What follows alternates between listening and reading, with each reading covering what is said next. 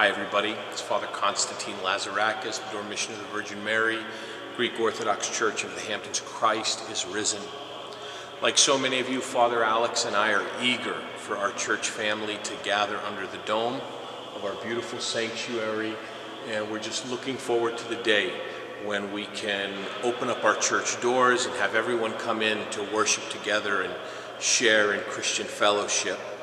And although we don't know when that day will be, we want to be ready for that day when it does come. So today we're going to take some time and talk about some of the new practices and precautions that we're all going to need to take when we open up our church and we come together to celebrate Divine Liturgy.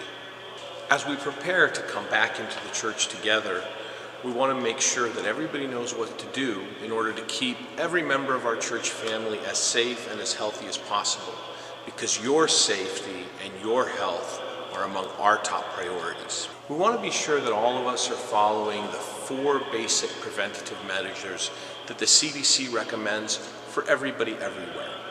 We want to make sure that we're washing our hands frequently. We'll have hand sanitizer at the door as you come into the church. We want to just make sure that every time we have the opportunity, we're sanitizing or washing our hands. We want to make sure that we cover our cough and our sneeze, and as a matter of fact, we want to make sure that we're wearing a facial mask so that we always have our faces covered when we're in the company of other people. We want to observe physical distancing rules, and that is typically 6 feet at least between you and the next person. That includes when you're waiting online to light your candles, when you're waiting online to venerate the icons, as you're coming in and out of the doors of the church. Maintain 6 feet of physical distance. And most importantly, if you're not well, if you are a member of a vulnerable population, if you have been close to someone who's tested positive or who's showing symptoms, stay at home. We want to keep you safe, and we want to help keep your fellow church members safe as well. In addition to those 4 basic rules that we want to follow all the time everywhere, there's some new precautions and procedures we want to take when we're here at church. First of all, when you come to church, you'll see that the doors will already be open for you.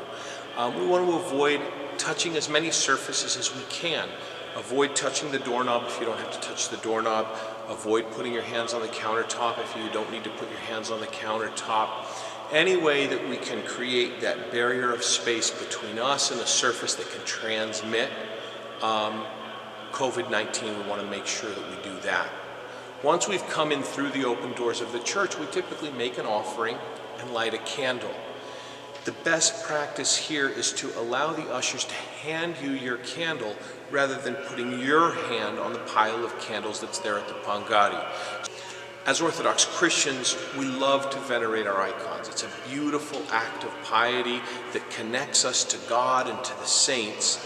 And we will reverence our icons, but we'll do so without making physical contact. We can make the sign of the cross, we will bow down, even make prostrations, but for the time being, the Archdiocese has asked us to refrain from kissing and making physical contact with our icons and other holy objects when we venerate them.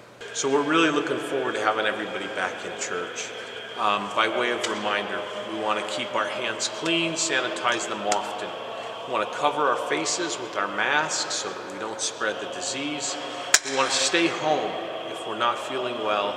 We want to keep our distance. And while they're not required, it certainly wouldn't hurt to wear gloves.